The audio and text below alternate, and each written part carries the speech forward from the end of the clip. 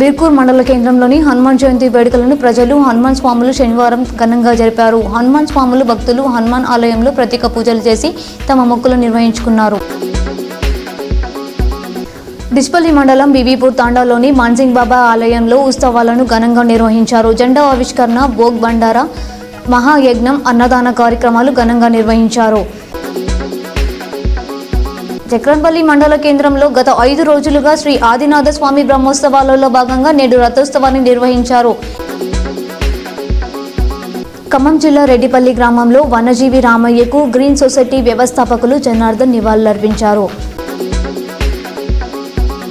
ముదున్ మాజీ ఎమ్మెల్యే షకీల్ను ఆయన నివాసంలో బీఆర్ఎస్ ఎమ్మెల్సీ కల్వకుంట్ల కవిత, అనిల్ కుమార్ దంపతులు పరామర్శించారు.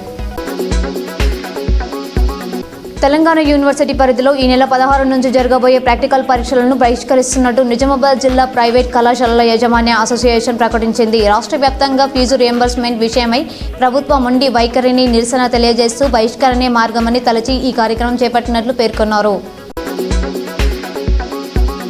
అకాల వర్షంతో నష్టపోయిన రైతులకు ఎకరానికి ₹20,000 పరిహారం ఇవ్వాలని రాష్ట్ర రైతు సంఘం డిమాండ్ చేసింది. వడగళ్ల వానతో ఉత్తర తెలంగాణలో భారీ నష్టం జరిగిందని, ప్రభుత్వం వెంటనే వివరాలు సేకరించాలంది. వాణిజ్య పంటలకు ఎకరానికి ₹40,000 ఇవ్వాలని కోరింది. కాగా నష్టపోయిన అన్నదాతలకు ఎకరానికి ₹10,000 పరిహారం ఇస్తామని ప్రభుత్వం ఇటీవల ప్రకటించింది.